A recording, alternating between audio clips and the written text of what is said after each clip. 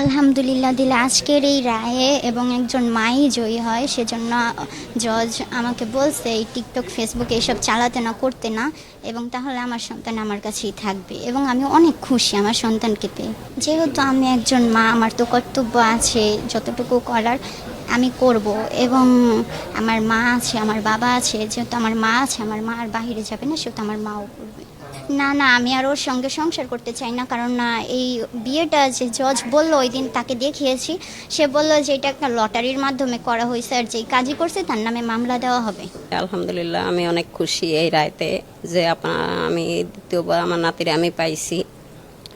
আলহামদুলিল্লাহ যে এখানে যারা কর্মকর্তা আছে আমি সবাইয়েরই ধন্যবাদ জানাই, আমি সবার প্রতি খুশি আছি।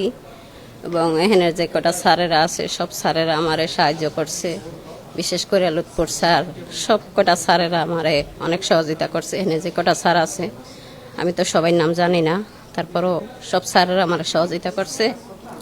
বিশেষ করে আমার লুৎফর স্যার বেশিটা সহযোগিতা করছে। ঠিক আছে, আমি তার প্রতি শুকরিয়া জানাই। ঠিক আছে, আজকের রাইতে আমি অনেক খুশি। কিন্তু আমার মনে করেন আমার নাতিরে আমি পালবো, আমার মেয়ে যেহেতু ছোট, আমার মেয়েরেও আমি পালবো, নাতিরও আমি পালবো, আমি আর বিদেশে যাব না। সে আমি যখন ভাষা পাল্টাই সে আমার বাসায় কর্মচারী হিসাবে যায়, তখন আমি যেখানে থাকতো সব ও জানে, কাগজপত্রও জানে, দেখছে। দেখার পর জন্ম নিবন্ধন দেখে তো ওইটি মেয়ে বলছে এটা আমার জন্ম নিবন্ধন, ওই জন্ম নিবন্ধন একটা নিয়ে আসছে। তার 13 বছরের জন্ম নিবন্ধন সে কীভাবে 20 বছর করলো, আমি তার শাস্তি দাবি করি। আজকে আসলে রায় বলতে যেটা বোঝায় যে এখানে আসলে কোনো মামলা হয় নাই, এখানে একটা সিদ্ধান্ত। লিগ্যাল এইড অফিস তাদের নিজের সোমোটোভাবে নিজেরাই এই আসামিকে বাচ্চাসহ নিয়ে আসেন। এখানে আসলে কেউ কোনো মামলা করে নাই, এটা লিগ্যাল এইডের কাজ। এটা অভিযোগ, জাস্ট জুয়ের পক্ষে একটা অভিযোগ ছিল যে আমার বাচ্চাকে রেখে আমাকে বের করে দেওয়া হয়েছে। সেই কারণে লিগ্যাল এইড অফিসার বিজ্ঞ ম্যাজিস্ট্রেট সার্চ ওয়ারেন্ট দিয়ে তাকে ধরে আনে বাচ্চাটাকে গত মঙ্গলবার দিয়ে দিয়েছিল। আজকে গত মঙ্গলবার যেহেতু বিজ্ঞ ম্যাজিস্ট্রেট সময় পাননি, আজকে সে অনুযায়ী আজকে ডেট দিয়েছিলেন উভয় পক্ষে শোনার, যার কারণে আমাদের দুই পক্ষের কোনো আইনজীবীদের না নিয়ে শুধু ভিকটিম এবং এই আসামিকে বিজ্ঞ ম্যাজিস্ট্রেট দুই পাশে বসিয়ে বাচ্চাসহ যে চেষ্টা করেছেন যে এদের মধ্যে কোনো মিউচুয়াল হয় কিনা। পরবর্তীতে দেখা গেছে যে এটা মিউচুয়ালের কোনো সুযোগ নাই। আমাদের এই জুই নাবালিকা, বাচ্চাটাও যেহেতু ছোট, এখানে সংসার করার মতো কোনো ব্যাপার নাই। সেক্ষেত্রে বিজ্ঞ ম্যাজিস্ট্রেট সার্বিক বিবেচনা করে এই বাচ্চাটাকে জুয়ের আমার ফ্যামিলির নিরাপত্তা চাই।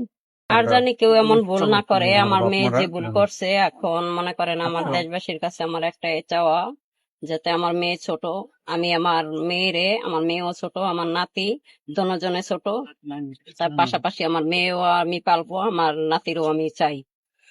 না, আমি তো কাজে ছিলাম, আমি কিছুই জানতাম না, আমি কাজ করতাম, আমি কাজে চলে যাইতাম, কিন্তু আমি জানতাম না। পরবর্তী যখন দেখি ওই ছেলেকে নিয়ে গেছে, আমার ছেলে মেয়েকে বাগায়, তো গর্বিত অবস্থায় আমি তো আর আমার নাতি বা যাই হোক আমি তো আর বুঝতে পারি নাই। তখন আমার মেয়েকে আমি মেডিকেল নিয়ে আমার বিচার চাই। এখন আমি মাননীয় প্রধানমন্ত্রী বর্তমান তারেক রহমান সাহেব আমি বিচার চাই, যেন আমি আমার মেয়ের মতো এই 13 বছরে মেয়ে যাতে আর কোনো নির্যাতিত না হয়, আমি তার কাছে আমি বিচার চাই। আর আমাকে হুমকি দিচ্ছে, তারা ডিজি পরিচয় দিয়ে, ডিজি অফিসের পরিচয় দিয়ে আমাকে হুমকি দিচ্ছে যেমন মেয়েকে আমাকে মারবে।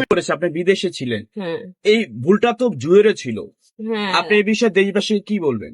জুয়ের বাবা আপনি তো দেশেই ছিলেন, আপনার মেয়ে কখন কি করছে, কার সাথে কথা বলছে, কার সাথে ভিডিও করছে, কার সাথে সম্পর্কে, সেটা কি আপনি জানতেন না? আমি আমাদের ফ্যামিলির নিরাপত্তা চাই।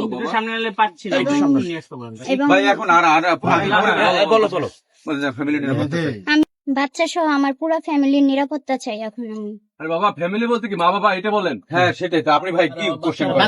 ফ্যামিলি বলতে কি বোঝাবেন? এইভাবে জোর করবেন না। আচ্ছা